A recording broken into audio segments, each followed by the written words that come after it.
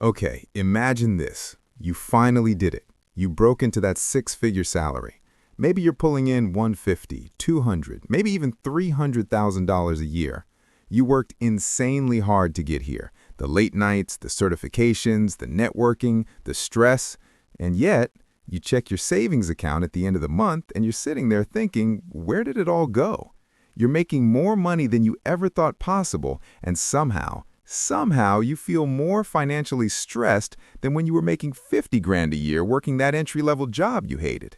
You're exhausted, you're anxious, you dread Monday mornings even though your LinkedIn profile looks like a success story. And the worst part? You can't even talk about it because everyone around you assumes you've got it all figured out. I mean, you make great money, right? What could possibly be the problem? Here's the thing. You are not alone, and this is way more common than anyone wants to admit. My name is Thomas, and I spend way too much time thinking about income psychology, lifestyle inflation, and why the people who should be building wealth the fastest are often the ones spinning their wheels the hardest. If you're someone who earns a strong income but feels like financial independence is somehow always 10 more years away no matter how many raises you get, make sure to hit the subscribe button and give this video a thumbs up if this helps you out. Because today, we need to have an honest conversation about why high-income earners, the doctors, the engineers, the lawyers, the tech workers, the business owners, are burning out, sometimes catastrophically, before they ever reach a point where work becomes optional. And I'm going to show you the math, the psychology, and the specific steps to actually fix this, because the answer is probably not what you think. So let's start with a stat that genuinely blew my mind when I first came across it. According to a 2023 survey by Bankrate, nearly half, 48% of workers earning $100,000 a year reported living paycheck to paycheck. Let that sink in for a second. We're not talking about people struggling on minimum wage. We're talking about households in the top 15 to 20% of earners in the United States, and roughly half of them would be in serious trouble if they missed a single paycheck. Now, you might be thinking, Thomas, that's gotta be inflated. Maybe those people just have like weird spending habits or live in crazy expensive cities. And look, cost of living absolutely plays a role. I'm not dismissing that. But here's what most people don't realize.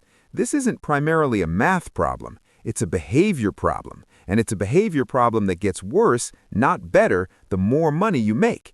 And that's the paradox. When you earn $40,000 or $50,000 a year, you have constraints. You can't buy the luxury car because you literally can't afford the payment. You can't eat out every night because the numbers simply don't work. Those constraints, as frustrating as they are, actually protect you. They force a savings rate on you because there's a ceiling on your lifestyle. But when you start earning $150,000, $200,000, $300,000, those guardrails disappear. And what replaces them is something far more dangerous: optionality without intention. Let me walk you through a real example, because I think this makes the point better than any theory. Let's say we have two people. Person A earns $75,000 a year.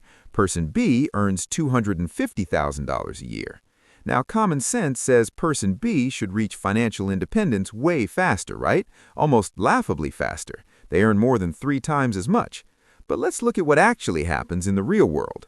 Person A lives modestly. They rent a reasonable apartment for $1,200 a month. They drive a used Honda Civic. They cook at home most nights.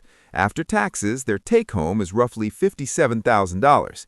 They manage to save and invest about $15,000 a year. That's a savings rate of around 26% of their take-home pay. Not amazing, but very solid. Now, person B, they get that $250,000 salary, and here's where the machine kicks in. They buy a house because that's what you do when you make good money, right? Mortgage payment, $3,200 a month. They lease a BMW and their spouse drives an Audi SUV.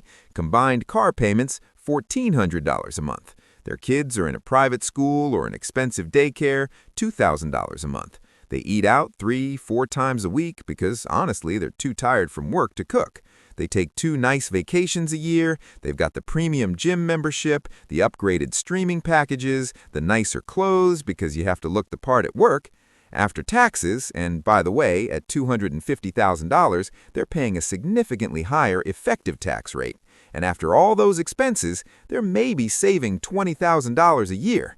That's a savings rate of roughly 11%. So here's the math that should make you uncomfortable.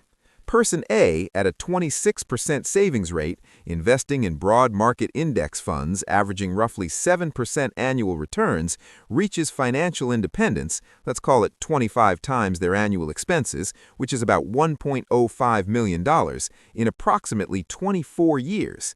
Person B, despite earning more than 3 times as much at an 11% savings rate, needs their portfolio to hit roughly $3.875 million because their annual expenses are so much higher. At that savings rate and the same 7% return, they're looking at over 35 years, possibly 40. Person A retires in their mid-40s if they start at 22. Person B, they're working until they're 60, maybe longer. And they're doing it while being exponentially more stressed, more time poor, and more burnt out. This is where it gets really interesting, because the problem isn't that person B can't save more. Obviously they can. The problem is that the entire ecosystem around being a high earner is designed to make sure they don't. Let me explain what I mean by that, because this is really the core of the issue. There's a concept in behavioral economics called the Diderot Effect. It's named after the French philosopher Denis Diderot, who received a beautiful scarlet robe as a gift. And once he had this gorgeous robe, suddenly everything else in his study looked shabby by comparison. So he upgraded his desk, then his chairs, then his curtains, then his art. He went from being perfectly content to being in debt, all because of one robe. This is exactly what happens when your income jumps. You get the promotion, and suddenly your old apartment feels too small, so you get a nicer place. But now your furniture doesn't match the new apartment, and your car doesn't match the new neighborhood, and your wardrobe doesn't match the new role. And before you know it, every single dollar of that raise, and sometimes more, has been absorbed by lifestyle upgrades that felt like individual rational decisions, but collectively created a trap. And here's the brutal part. A study published in the Proceedings of the National Academy of Sciences, this was the updated research from Matthew Killingsworth at Wharton in 2023, found that while emotional well-being does continue to rise with income, it does so at a sharply diminishing rate for most people. And for the unhappiest 20% of the population, well-being actually plateaus around $100,000. So you're working 60-hour weeks, sacrificing your health, missing your kids' events, and the hedonic return on each additional dollar is getting smaller and smaller and smaller. You're running faster on a treadmill that's speeding up beneath you. Look, I'm not sitting here telling you that making good money is bad. That would be ridiculous. Higher income is one of the most powerful financial tools that exists. What I am telling you is that higher income without a system, without intentionality, without guardrails you build yourself, is actually more dangerous than a modest income with discipline. Because the modest earner knows they can't afford the mistake. The high earner makes the mistake and doesn't feel the pain until years later. Now let's talk about the burnout piece directly, because this is what accelerates the whole cycle. The American Institute of Stress reports that 83% of U.S. workers suffer from work-related stress. But here's the nuance. High-income professionals in fields like medicine, law, finance, and tech report some of the highest rates of burnout specifically because of the perceived inability to step back. A Deloitte survey found that 77% of professionals have experienced burnout at their current job, and 70% feel their employers are not doing enough to address it. And when you combine burnout with lifestyle inflation, you get what I call the golden cage cycle. It works like this. Step 1, you work incredibly hard and earn a high income. Step 2, you inflate your lifestyle to match, partly as a reward, partly because of social pressure. Step 3, your high expenses now require that high income, so quitting, downshifting, or taking a break becomes financially terrifying. Step 4, because you can't step back, stress and burnout increase. Step 5, because you're burned out, you cope through spending. Nicer vacations, comfort purchases, convenience spending because you're too exhausted to do things the efficient way. Step 6, your expenses increase further, tightening the cage, and then you're back to step 3.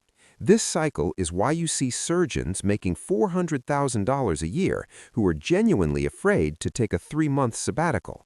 It's why you see tech managers earning $300,000 who have panic attacks on Sunday nights. The money was supposed to buy freedom. Instead, it bought a more expensive prison. Now, you might be thinking, okay, Thomas, this is kind of depressing. What do I actually do about this? Great question. Let's get into the actionable part. Here are 5 specific steps, and I'm going to be very concrete because vague advice is useless advice. Step 1. Calculate your true hourly rate. Not your salary divided by 2,080 work hours, your actual hourly rate. Take your after-tax income and divide it by every hour you spend on work-related activity. Commuting, getting ready, checking emails at 10 p.m., the decompression time you need after a brutal day, business travel. When most high earners do this honestly, their true hourly rate drops by 30 to 50% from what they assumed. And when you see that real number, it changes how you evaluate every purchase. That $80 dinner out because you're too tired to cook, that might represent 2 hours of your actual life. Is it worth it? Sometimes yes, but you should be making that decision consciously. Step 2. Implement the 50% raise rule. Starting now, every time you get a raise, a bonus, or any income increase, commit to saving and investing at least 50% of the increase before you adjust your lifestyle. If you get a $20,000 raise, $10,000 goes directly into investments automatically. You never see it, you never touch it. You lifestyle inflate on the other half if you want to. This one rule alone, applied consistently over a career, is the difference between financial independence at 45 and financial dependence at 65. Step 3. Define your enough number. This is huge. Sit down and genuinely figure out what lifestyle actually makes you happy, not what lifestyle signals success to other people. Most high earners, when they do this exercise honestly, realize that their enough lifestyle costs 40 to 60% less than what they're currently spending. Maybe you love your house, but you'd be just as happy with 1 car instead of 2. Maybe the private school isn't actually producing better outcomes than the excellent public school in your district. Maybe you'd rather have 3 months off per year than a boot you use 4 times a summer. Define the number, write it down. Build your financial plan around that number, not around consuming every dollar your career produces. Step 4. Build your walk-away fund before you need it. This is different from a traditional emergency fund.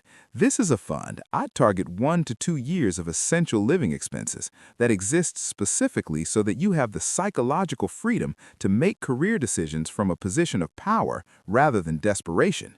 When you know you can walk away, you negotiate differently, you set boundaries differently, you handle workplace conflict differently.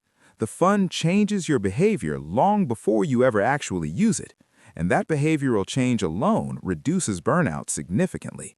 Step 5. Schedule a financial independence checkpoint every 6 months. Sit down, look at your net worth, calculate your savings rate, and project forward. How many years until work becomes optional at your current trajectory? If that number isn't going down every 6 months, something is wrong and you need to diagnose it immediately. Don't let years slip by on autopilot.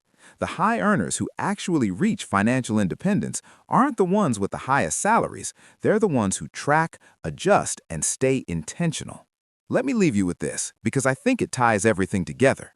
Let's say you're 35 years old, earning $200,000, and you're currently saving $25,000 a year. At a 7% return, you'll have roughly $1.58 million by age 55. Decent, but probably not enough to replace your inflated lifestyle. Now, let's say you implement even half of what I just described. You cut $30,000 of spending that wasn't actually making you happier. The second car lease, the subscription creep, the lifestyle upgrades you didn't consciously choose, and redirect that to investments. Now you're saving $55,000 a year. At the same 7% return, by age 55, you have roughly $3.47 million, more than double. But here's the real magic. Because you also reduced your expenses, you now need less to be financially independent. You've pushed the finish line closer from both directions. That's the difference between working because you have to and working because you choose to. And that difference, that freedom, is worth more than any car, any house, any vacation you could possibly buy. Here's the thing that frustrates me about this topic. The information isn't complicated, the math isn't advanced. A high schooler with a compound interest calculator could map this out. The problem is that our entire culture, the advertising, the social comparison, the workplace norms, is engineered to keep high earners spending everything they make. And breaking out of that requires something that has nothing to do with intelligence or income. It requires intentionality. You already did the hard part. You built the income. Now protect it, direct it, make it work for you instead of just flowing through you. If this video helped you think differently about your money, hit that subscribe button. Share this with someone you know who's earning great money but feeling stuck. They probably need to hear this more than they'll ever admit. And drop a comment below telling me your biggest takeaway, because I read every single one, and your insight might be the thing that helps someone else watching this. I'll see you in the next one.